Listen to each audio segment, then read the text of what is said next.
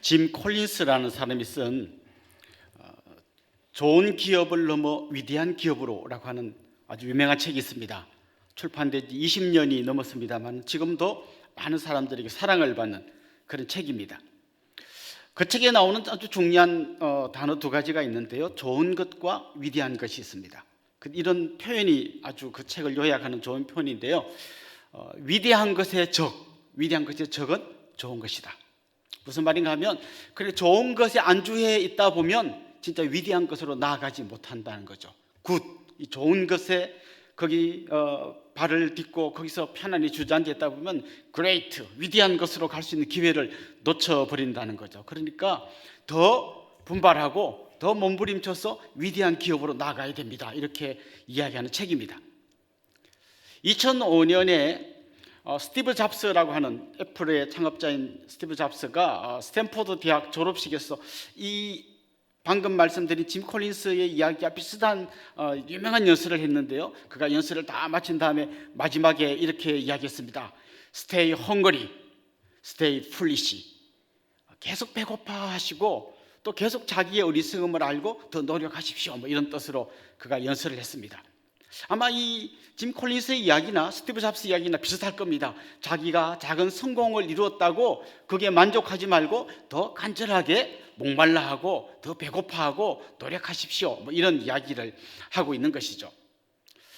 주로 방금 말씀드린 이 책 같은 경우 경영학 책입니다만은 많은 사람이 이 책을 읽고 자기 삶에 막 적용하는 거죠. 예를 들면 학생은 중간고사 100점 맞았다고 그게 만족하지 말고 더 공부 잘하도록 열심히 공부하세요. 이런 이야기로 받아들입니다.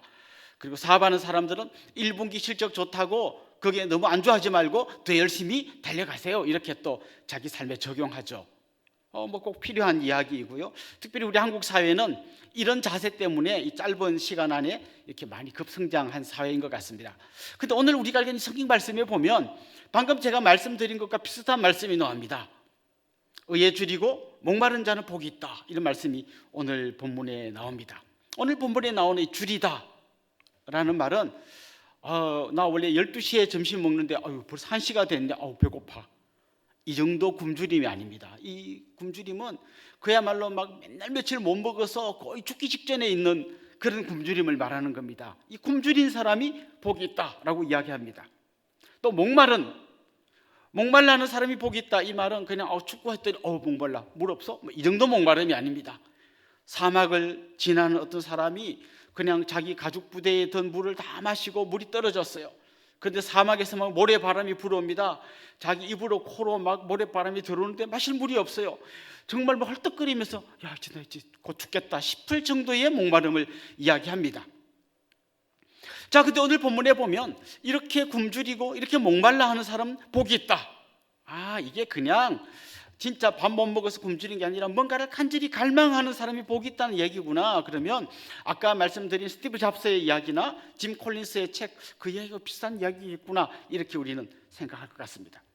그런데 앞에 말씀드렸던 그 책의 이야기와 오늘 본문이 이야기하는 이 이야기는 겉으로는 비슷해 보이지만 사실은 아주 다른 이야기입니다. 정말 굶주려하고 목말라 하는 것까지 비슷한데 결정적인 차이는 뭔가 하면 무엇에 대해서 굶주려하고 무엇에 대해서 목말라 해야 되나, 이게 아주 제일 중요한 거라는 거죠. 여러분, 무엇에 대해서 굶주리고 무엇에 대해서 목말라 해야 된다고 오늘 본문이 말합니까? 의에 대해서. 의에 줄이고 목마른 자가 복이 있다는 겁니다. 그냥 막연히 줄이고 목마른 자, 뭔가를 갈망하고 더 나은 삶을 위해 추구하는 자가 복이 있는 게 아니라 의에 줄이고 의에 목마른 자가 복이 있다라고 이야기하는 것입니다. 사실 우리가 신앙적인 관점에서 다시 좀 되짚어 본다면 아까 앞에서 말한 짐 콜린스가 말한 좋은 것을 넘어 위대한 기업으로 가야 됩니다라고 하는 이런 말들은요, 자칫 잘못하면 우리 개인의 우상에 빠지게 만듭니다.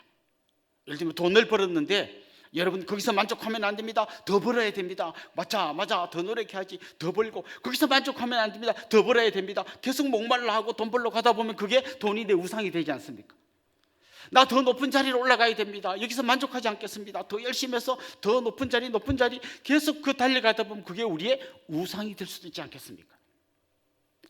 그런데 오늘 본문이 말하는 목말라 하고 굶주려 하는 것은 그런 의미하고는 완전히 다른 이야기입니다. 의에 대해서, 아니 의 그 자체에 목말라 하고 의 그 자체에 배고파해야 한다는 것이죠. 그렇다면 이 의에 목말라 한다는 말이 무슨 말일까요? 사실 의라고 하는 말은 성경에서 크게는 세 가지 의미로 사용됩니다. 예를 들면 이제 바울이 이야기했던요, 우리 죄인 된 우리가 예수님을 믿을 때 어떻게 됩니까? 의롭게 됩니다. 이때 의가 나오죠. 또 어떤 의가 있을까요? 방금 말씀드린 게 어떤 법적인 의, 우리가 이제 하나님의 법정에서 죄인이 아니라 의인으로 여김받는 이런 의라면 또 다른 의미의 의는 이런 겁니다. 이렇게 주님의 은혜 가운데 의롭게 된 사람이 이제는 내 삶 전체가 주님이 기뻐하는 그런 의로운 삶, 우리 삶에서 정말 주님이 기뻐하는 윤리적인 모습이 나타나는 그런 종류의 의를 이야기할 때도 성경은 의라고 이야기합니다. 뿐만 아니라 아모스 선지자 같은 사람이 구약 성경에 보면 이 악한 세상을 향하여 막 경고를 날리잖아요. 그러면서 이 의가 회복돼야 된다. 다시 말하면 사회적인 의, 이럴 때도 의라는 이 단어를 사용합니다. 그런데 이 모든 의의 출발점은 어디일까요? 이 모든 의의 출발점은 하나님입니다. 우리가 에덴 동산에서 우리 인간의 조상이었던 아담과 하와가 에덴 동산에서 하나님과 함께 교제하고 하나님과 함께 기쁨으로 살 때 그들은 의로운 하나님의 백성으로 살았습니다. 그런데 언제 이 의를 잃어버렸습니까? 하나님과의 관계가 단절될 때, 그때 의를 잃어버리고 그 자리에 죄가 대신 들어오게 되었습니다. 자, 그렇다면 우리가 의를 회복하고 다시 막 하나님 앞에 나아갈 수 있는 길은 뭔가 하면, 이 깨어졌던 관계가 다시 회복되어질 때 우리는 의로운 그 백성으로 다시 하나님과 기쁨의 삶을 살 수 있다는 거죠. 그러니까 지금 의에 줄이고 목마르다는 건 다른 말로 하면 뭔가 하면, 이제는 내가 하나님과 멀리 떠나 있던 내가 이제는 하나님과 함께하고 그 하나님 안에서 기뻐하고 그 하나님과 함께하는 것을 너무너무 사모하고 그 하나님과 동행하는 것, 그게 내 인생을 전부 걸고 이렇게 사는 사람이 복이 있다라고 이야기하는 것입니다. 여러분, 지금 계속해서 말씀드리지만 그 8가지 복은 다 따로따로 흩어져 있는 게 아니라 전부 다 이렇게 실로 꿰일 수 있는 것처럼 다 연결되어 있습니다. 제일 먼저 나온 복이 뭐였습니까? 심령이 가난한 자가 복이 있다. 정말 내가 영적으로 파산난 사람이고 내 모습 이대로는 정말 소망이 없다는 걸 알고 하나님 앞에 나아가는 사람, 그 사람은 두 번째 복인 애통하는 복을 누리게 됩니다. 하나님, 저 이제 어떻게 하면 좋아요? 하나님 은혜가 아니면 저는 살 수가 없어요. 애통하게 됩니다. 그 애통하면 그 다음 단계가 뭡니까? 온유한 자가 됩니다. 내 힘으로 할 수 없으니까 하나님이 알아서 해주세요 하고 하나님 앞에 무슨 말씀을 하든지 그대로 따라가려고 하는 그런 온유한 심령으로 하나님 앞에 나아가게 됩니다. 그때 그 사람은 어디로 연결되는가 하면 의에 줄이고 목마른 삶으로 연결되게 되어 있습니다. 이 의에 줄이고 목마른 삶, 하나님, 이제 정말 하나님과 다시 관계를 회복하고 하나님이 주시는 그 기쁨을 누리면서 저 살고 싶어요 라고 간절한 마음으로 이렇게 하나님 앞에 나가는 사람은 자기 자신의 삶에서 옛날에 죄악된 삶, 그냥 막 사람들하고 어울려 다니면서 나쁜 짓 하는데 그게 재밌고 막 좋은 건 줄 알았는데, 진짜 이제 이 의에 줄이고 목마른 삶을 살다 보면 옛날에 내가 따라다니던 그런 삶이 너무 형편없고 너무 시시한 거예요. 그런 삶이 더 이상 좋아 보이지 않는 거예요. 그리고 이제 하나님과 함께 기쁨으로 살아가는 그 삶이 너무너무 좋아서 옛날에 모든 거 다 버리고 이제 하나님과 함께 같이 사는 삶을 추구하게 되는 거죠. 자기 개인적으로만 그런 게 아니라 그런 삶을 살면서 이 세상을 이렇게 돌아보면요, 온갖 세상의 불의와 부조리 이런 것들이 막 안타깝게 생각되고, 거기 가난한 자, 소외된 자, 병든 자, 버림받은 자, 이런 사람들, 이 사회적인 여러 가지 모순들을 보면서도 막 그치기도 하고, 이 사회 속에서 하나님의 의가, 하나님의 통치가 다시 이루어지기를 간절한 마음으로 사모하는 사람이 되는 거예요. 여러분, 어릴 때 뭐 가지고 놀았습니까? 제가 생각해 보면 요즘 아이들은 전혀 그런 거 있는 줄도 모를 텐데, 뭐 구슬치기, 아마 해보신 분 있을 겁니다. 이게 우리 겨울 내내 손가락에 이 손등에 이게 막 피가 나도록 애써서 하는 게 이 구슬치기입니다. 이게 막 씻어도 잘 씻어지지도 않아요. 막 손이 다 갈라지면서 열심히 구슬치기 해가지고 이만큼 모아 있으면 얼마나 뿌듯한지 몰라요. 제가 그거 어디다 뒀는지 여러분 아십니까? 그거 막 지금 제가 막 캐비넷 안에 뭐 이거 내가 어릴 때 손등 갈라지면서 모은 구슬이야 이렇게 모으고 있을 것 같습니까? 그때 막 죽으라고 쳐서 딱지치기 해가지고 모았던 그 딱지들 저 갖고 있지 않습니다. 여러분 이제 여러분이 옛날에 그런 걸 돌아보면 아이고 그게 뭐라고 그때 막 그렇게 손등이 갈라지도록 죽으라고 그걸 모았을까? 지금 그런 생각이 드는 게 정상이잖아요. 지금 여전히 막 아니야 이거 막 그때 내가 얼마나 힘들게 모은 건데 하고 막 캐비넷 안에 넣어놓고 막 보관하는 사람이 이상한 사람이잖아요.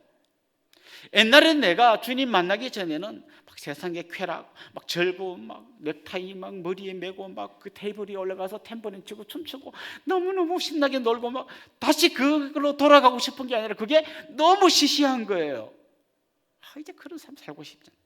이제 나는 하나님과의 관계를 회복하고 그 의로우신 하나님과 함께 기뻐하고 그 하나님 주신 평강 가운데서 살고 싶다는 이런 간절한 마음으로 돌아서야 정상인 것이죠. 그리고 그 사람이 진짜 복 있는 삶을 사는 사람이라는 것을 알게 되는 것이죠. 여러분 한 분 한 분이 정말 그것을 추구하는 그 하나님과의 회복된 관계의 기쁨을 추구하는 그런 복된 삶을 사시면 좋겠고요. 그런 우리가 모여서 우리 지역을 바라보면서 우리 지역 안에 있는 여러 가지 부조리와 모순과 불의한 것들을 같이 좀 바로잡아 가려고 애쓰고 몸부림치는 우리 교회가 되면 좋겠어요. 우리가 지금 요즘 희년흥금하고 이걸로 우리 이웃들을 돕고 있는데요. 지난번에도 우리가 이런 희년흥금에서 도움을 여러 사람들에게 주었는데 많은 분들이 그런 이야기하는 거 들었어요. 이 돈이 막 자기의 그 모든 문제를 다 해결해 줄 정도의 큰 돈은 아니지만 그래도 나를 위해서 눈물 흘리며 기도해 주는 사람이 있고 이렇게 사랑을 베푸는 사람이 있다는 것 이 자체만으로도 너무 힘이 됩니다. 용기가 생깁니다. 이런 얘기하는 분들을 많이 보았습니다. 이번에도 그런 귀한 역사가 계속해서 일어나면 좋겠습니다. 자, 그런데 왜 대부분의 사람들은 이런 감격과 기쁨을 전혀 누리지 못하고 사는 걸까요? 제일 큰 문제는 뭔가 하면요, 아예 자기가 배고프다거나 목마르다는 것조차도 못 느끼는 사람이 있습니다. 성경에도 나오는 여러 질병 중에 저는 굉장히 무서운 병이라고 생각하는데요, 나병이란 병이 있잖아요. 나병이라는 병의 가장 무서운 특징이 뭔가 하면 통증을 느끼지 못한다는 거예요. 아파 본 사람은 여러분 정말 아프지만 않으면 뭐 다 괜찮겠다 하지만 나병은 진짜 무서운 게요, 아픈 걸 못 느낀다는 거죠. 한하운이라고 하는 아주 유명한 우리 일제시대 때 활동했던 시인이 있습니다. 이분이 나병에 걸렸어요. 그래서 이제 막 여러 방면으로 치료를 해보려고 하는데 치료가 안 됩니다. 그래서 저 소록도로 가면서, 이분이 시인이니까 소록도 가는 길이라고 하는 아주 유명한 시를 썼습니다. 그 시에 한 구절에 이런 구절이 있습니다. 신을 벗으면, 버드나무 밑에서 직가다비를 벗으면 발가락이 또 한 개 없어졌다. 이 직가다비가 양말 같은 거거든요. 막 길을 가다가 이제 좀 버드나무 아래서 쉬면서 신발을 벗고 양말을 벗어보니까 또 발가락이 하나 떨어져 나간 거예요. 그런데 자기는 발가락이 떨어진 줄도 모르고 온 거예요. 왜? 아프지 않으니까. 그런데 여러분, 우리 육신의 나병도 무섭지만 우리 영혼의 나병이 얼마나 무서운 건지 몰라요. 지금 내가 목마르다는 것도 못 느껴요. 배고프다는 것도 못 느껴요. 큰 문제가 없는 것 같아요. 그냥 죄악된 삶에서 막 살아가고 있는데 그게 그냥 뭐 괜찮은 거예요. 그 성경에 보면 나사로와 부자 이야기가 나오지 않습니까? 부잣집의 창고에 막 곡식이 가득 차 있습니다. 막 창고가 모자랄 지경이에요. 그런데 이 사람은 자기 창고에 가득 찬 그 풍성한 곡식 때문에 자기 집 문 앞에서 거지 나사로가 굶주려 있는 걸 전혀 보지 못하는 거예요. 자기의 목마름을 보지 못할 뿐만 아니라 이 사회의 불의와 부조리가 눈에 들어오지 않는 거예요. 그냥 자기 삶이 풍요로우니까 거기에 만족하면서 사는 것이죠. 일종의 영혼의 나병을 앓고 있는 것입니다.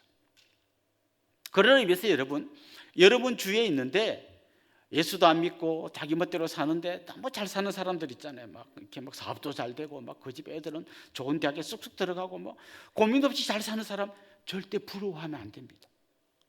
안타까워해야 되는 거죠. 저분의 저 풍성한 삶이 저분을 둘러싸고 있는 형통한 삶처럼 보이는 저게 결국은 저 사람을 영적인 나병으로 몰아넣고 있구나. 안타까워하면서 바라봐야 하는 거예요.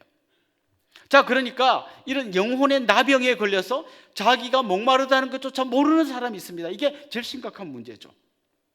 자, 그 다음 단계는 뭔가 하면요, 목마른 건 알아요. 배고픔도 느껴요. 아무리 돈을 벌어도 아무리 성공해도 뭔가 채워지지 않는 그 답답함을 느껴요. 그런데 이 사람은 왜 내가 목말라 하는지 진단을 잘못 내리는 경우가 있습니다. 돈을 잘 벌고 있어요. 근데 왜 목마르지? 아직도 더 벌어야 되기 때문에, 아직도 덜 벌었기 때문에 나는 목마르다고 생각해요. 그래서 그 사람은 더 많은 돈을 벌기 위해서 노력하게 되죠. 더 많은 성공을 위해서 몸부림치게 되죠. 아담과 하와가 범죄한 다음에 에덴 동산에서 쫓겨났잖아요. 그리고 이제 그 가인의 이야기가 성경의 창세기에 나오는데요, 가인이 에덴 동산에서 쫓겨난 다음에 뭘 했냐면요, 성을 쌓았어요. 그리고 그 성의 이름을, 자기 아들의 이름을 따서 에녹 성이라고 불렀어요. 하나님과 동행했던 그 에녹 말고 다른 에녹입니다. 그 에녹 성이라고 붙였어요. 자, 하나님의 그 풍성한 은혜 가운데서 기쁨으로 행복하게 살아야 되는데 하나님을 떠나고 나니까 무슨 마음이 찾아왔는가 하면 두려움이 찾아왔어요. 이 두려움을 어떻게 해결하려고 했습니까? 성을 쌓아가지고, 딴 사람이 나를 공격하지 못하게 성을 쌓아서 이 두려움을 해결하려고 했습니다. 하나님 떠나고 다른 걸로 대신 그걸 이제 대체하려고 하는 거죠. 또 그의 후손 중에 라멕이라는 사람이 나왔는데요, 라멕이 부인이 2명이었는데 밖에 갔다가 딱 들어오더니 자기 부인에게 막 자랑질을 합니다. 어떤 놈이 나한테 상처를 입혀가지고 내가 그 놈을 죽여버렸어. 막 자랑합니다. 내가 그 인간이 나를 공격해가지고 70배로 복수를 해줬어. 이게 하나님 떠난 사람이 추구하는 의의입니다. 자기의 의가 이런 거죠. 나한테 까부른 놈은 내가 70배로 갚아줄게. 이게 하나님 없는 사람이 생각하는 의예요. 계속해서 그 후손들이 이야기가 나오는데요, 야발이라는 후손은 가축을 길렀어요. 유발이라는 후손은 악기 연주를 했어요. 두발 가인이라고 하는 후손은 기구를 만들었어요. 하나님 없이 악기도 연주해보고 가축도 기르고 뭐도 만들어보고 뭔가 막 그 자기들끼리 뭔가를 해보려고 하는 거죠. 그런데 한 가지가 없는 거예요. 뭐가 없습니까? 하나님이 없어요. 하나님 없는 인간의 모든 행동들, 거기서 직장도 다니고 아이도 낳고 뭐 재밌는 것도 해보지만 그건 전부 다 알고 보면 하나님의 의와는 관계없는 자기 의, 자기 기쁨, 자기 쾌락을 쌓는 것이라는 거죠. 사마리아 우물가에서 예수님이 만났던 그 여인, 그 여인은 목말라 했어요. 뭔가 채워지지 않는 걸 알았어요. 그런데 진단을 잘못했습니다. 나의 목마름의 진짜 이유는 뭔가? 남편을 잘못 만났기 때문에. 그러니까 이 여인은 진단을 잘못했기 때문에 해결책이 뭐예요? 계속해서 남편을 바꾸는 거예요. 그런데 암만 해도 채워지지 않습니다. 진짜 목마름의 이유가 뭡니까? 진짜 배고픔의 이유가 뭡니까? 하나님과 분리됐다는 거예요. 하나님을 떠났다는 거예요. 여기서부터 그 원인을 찾지 못하면 계속해서 이런 오류에 빠지게 되는 거죠. 망망대해 표류하는 사람들이 목말라서 바닷물을 마시면 마실수록 더 목마른 것처럼 하나님 없는 인생은 아무리 뭔가를 추구하고 채우려고 해도 채워지지 않는 그런 목마름을 느낄 수밖에 없는 거죠. 자, 제일 큰 문제가 자기가 목마르다는 것도 못 느끼는 게 문제라면, 두 번째 문제는 느끼긴 느끼는데 왜 목마른지를 모르니까 엉뚱한 대응을 하는 게 문제다. 세 번째 해결되지 않는 또 한 가지 이유가 있는데요, 목마른 것도 알겠고 왜 목마른지도 알았어요. 이건 하나님을 떠난 것이기 때문에 목마른 것까지도 알았어요. 그런데 왜 해결이 안 되는가 하면 자기가 이 문제를 해결하려고 하기 때문에 해결이 안 되는 거예요. 세상의 종교가 주로 이런 겁니다. 너무 목마름과 배고픔을 느끼는데 이게 신과의 관계가 회복되지 않은 것 때문인 것까지도 알아요. 그런데 어떻게 이걸 해결하려고 합니까? 자기가 신 앞에 나가서 최선을 다해가지고 이 문제를 풀어보려고 합니다. 여러분 혹시 다른 종교인들이 어떻게 신앙생활을 하는지 보셨습니까? 저는 여러분이요, 그들을 따라가려면 정말 불가능하다고 생각해요. 혹시 삼천배 해보셨습니까? 네. 제가 그 어떤 분의 글을 읽으니까요, 그 옛날에 성철 스님이란 분이 있잖아요. 그분을 만나기가 되게 어려웠대요. 그래서 막 정치하는 분들이 그분을 찾아가서 좀 만나려고 하면 삼천배 하면 만나주겠다. 그래서 막 그 건장한 사람들이 막 거의 다리가 후들들 해가지고 막 기어다닌 얘기 읽어봤어요. 내가 이렇게 막 삼천배를 하면 저 신이 좀 나를 만나주지 않을까? 간절함. 혹시 여러분 장좌불화라는 말 들어보셨습니까? 10년 동안 벽에 기대지도 않고 바닥에 눕지도 않고 그렇게 수행하는 거예요. 잘 때도 앉아서 절대 벽에 기대거나 눕지도 않고 10년간 이렇게 자는 거예요. 할 수 있겠습니까? 세상의 종교는 이런 거예요. 자기의 이런 노력으로, 자기의 간절함으로 신을 만나려고 하는 거예요. 그런데 그런 걸로는, 성경의 가르침은 그런 걸로는 절대 하나님 만날 수 없다는 거예요. 심지어 다른 종교 말고요, 하나님을 섬긴다고 하는 그 바리새인들도 자기의 의로 하나님 앞에 나가려고 했어요. 그래서 막 율법을 하나도 안 어기고 철저하게 지킴으로써 하나님을 만나려고 그들이 몸부림쳤습니다. 결과가 어땠습니까? 최소한 겉으로는 완벽하게 율법을 지키는 것처럼 보였어요. 그런데 실제로는 하나님 제대로 만나지 못했어요. 그러다 보니까 어떤 일이 일어납니까? 끊임없이 자기 의에 빠져 있고요, 다른 사람을 판단하고 정죄하고 손가락질하고, 그러면서 자기의 이런 문제가 드러날까 봐 더 위선, 가식, 그런 척, 잘하는 척, 그게 빠져 있었던 거죠. 자, 결국은 그 그리스 신화에 보면 시지프스의 신화에 이런 게 나오지 않습니까? 무거운 바위돌을 막 굴려가지고 제일 꼭대기까지 올려놓으면 다시 바위가 굴러가고 밑으로 갑니다. 그럼 또 가가지고 굴려가고 제일 꼭대기로 올라가면 또 저 밑으로 굴러갑니다. 계속 평생 반복하는 거죠. 자기 의로 하나님 앞에 나아가려는 사람은 계속해서 이 시지프스처럼 하다가 또 안 되고 그걸 반복하는 거예요. 자, 내가 굶주리는 것조차도 모르는 문제가 제일 심각한 문제라면, 이걸 알긴 아는데 원인이 뭔지를 모르니까, 왜 이렇게 목마르고 배고픈지를 모르니까 자꾸 다른 원인, 그 대책을 세우려는 게 문제라면, 또 이것도 알고 다 아는데 자기 힘으로 하려다가 안 되는 거, 결국 인간은 이 세 가지 안에서 계속 맴돌다가 제대로 하나님도 못 만나고, 그래서 진짜 오늘 본문 이야기는 이런 복을 누리지 못하고 인생이 끝나는 거죠. 자, 그렇다면 어떻게 해야 될까요? 이제 제대로 하나님 만나야 됩니다. 제대로 하나님 만나고 우리 안에 있는 이 간절함, 그리고 배고픔, 목마름으로 하나님 앞에 나가야 합니다. 그래서 우리가 하나님 앞에 제일 먼저 나가서 하나님 인격적으로 만나면 제일 먼저 우리가 느끼는 게 뭔가 하면 나의 초라한 모습, 나의 굶주린 모습, 나의 이 목마른 모습을 만나게 되는 거죠. 이게 우리 앞에서 이야기했던 것처럼 심령이 가난한 걸 내가 발견하게 되는 거예요. 내 이 심령이 너무 가난해서 영적으로 파산난 것을 깨닫게 되면 그 다음 어떤 단계가 오는 거죠? 애통하는 거죠. 하나님, 저는 어떻게 하면 좋아요? 애통하는 거죠. 애통하는 사람은 다시 한 걸음 더 나아갑니다. 온유한 심령으로 하나님의 은혜를 구하게 됩니다. 그때 하나님이 그를 만나줄 때 그의 마음속에 막 감격과 기쁨이 넘치면서 이제 나는 세상의 그 어떤 것도 추구하지 않겠어요. 정말 하나님과 함께 누리는 이 기쁨과 감격 속에 더 빠지고 싶어요. 더 풍성한 은혜를 누리고 싶어요. 그런 마음으로 오늘 본문이 이야기하는 바로 그런 삶을 살게 된다는 거죠. 탕자가 정말 그 굶주림 가운데서 돼지가 먹는 쥐염 열매를 먹으면서 그것조차 못 먹어서 막 굶주렸을 때 그가 간절하게 원했던 게 뭡니까? 아버지께로 돌아가야겠다. 아버지께로 돌아가야겠다. 결국 우리의 모든 배고픔과 목마름을 해결하는 길은 아버지께로 가는 거예요. 하나님을 깊이 만나는 거예요. 그 하나님이 주신 은혜 가운데로 들어가는 거예요. 그런데 우리 하나님 어떤 분이신가 하면요, 우리가 막 그렇게 하나님 찾을 때 귀찮아하는 분이 아니에요. 간절히 기다리시고 우리를 그 하나님 은혜로 초청하시는 분이에요. 이사야 55장 1절 2절 말씀 한번 봅시다. 이렇게 말씀하고 있습니다.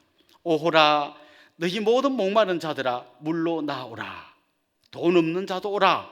너희는 와서 사 먹되 돈 없이 값 없이 와서 포도주와 젖을 사라. 너희가 어찌하여 양식이 아닌 것을 위하여 은을 달아주며 배부르게 하지 못할 것을 위하여 수고하느냐. 내게 듣고 들을지어다. 그리하면 너희가 좋은 것을 먹을 것이며 너희 자신들이 기름진 것으로 즐거움을 얻으리라. 하나님 우리를 초청하십니다. 와서 먹고 마시라. 값 없이 돈 없이 오라고 초청하십니다.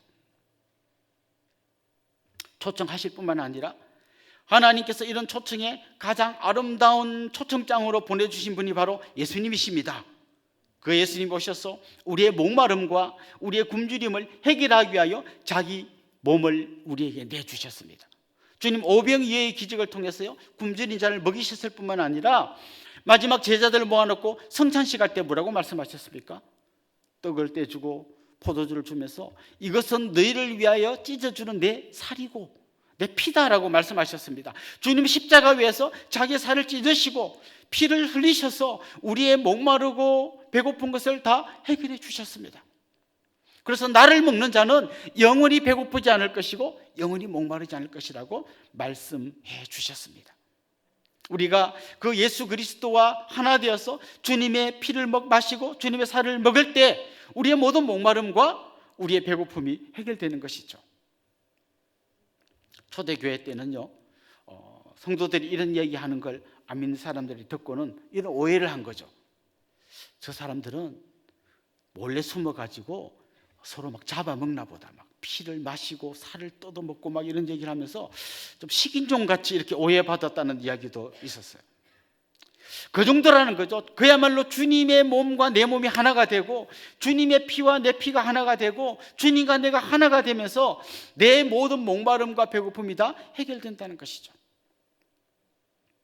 우리가 주님과 온전히 하나 될 때 우리의 모든 죄가 다 주님에게 전가되어지고 우리는 의로움을 얻습니다. 법적인 의로움을 얻습니다. 그런데 그걸로 만족하는 게 아니라 그 사람 안에는 더 간절함이 생깁니다. 이제는 정말 주님이 기뻐하는 그런 의로운 삶을 살고 싶다.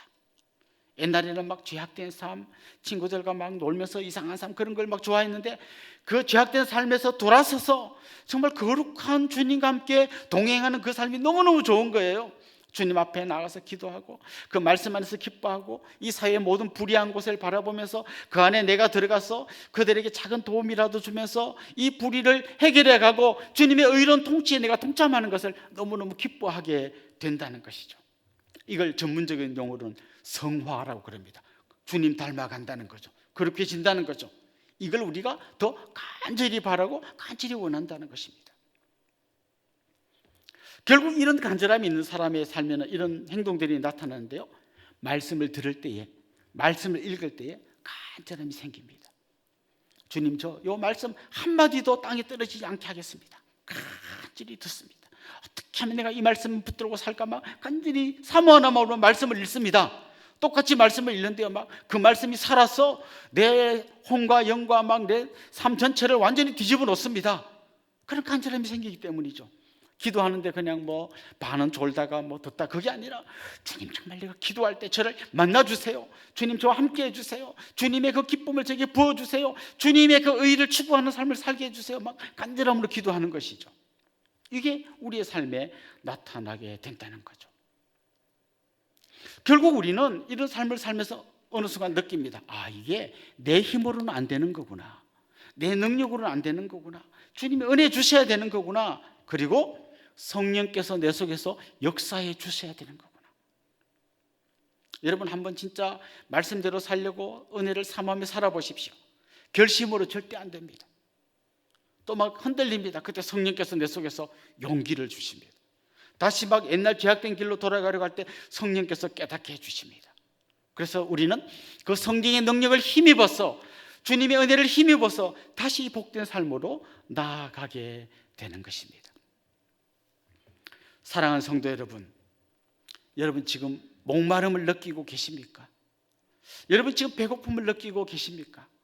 지금 내가 누리고 있는 이런 삶보다 더 주님 앞에 가까이 나아가기를 간절히 사모하는 마음이 있습니까?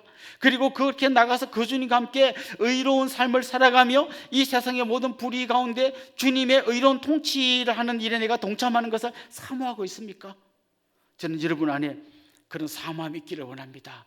그래서 여러분 한 사람 한 사람이 주님과 함께하는 감격과 기쁨을 회복할 뿐만 아니라 그런 여러분들이 모여서 우리가 발딛고 사는 이 땅, 우리 이웃들, 우리 회사, 이 나라에 있는 모든 불의한 삶에서부터 정말 거룩한 하나님의 통치가 이루어지기를 간절한 마음으로 기도하고 작은 실천대로 하면서 살아가는 그런 복된 삶을 사시는 여러분들이 될 수 있기를 주님의 이름으로 축원합니다.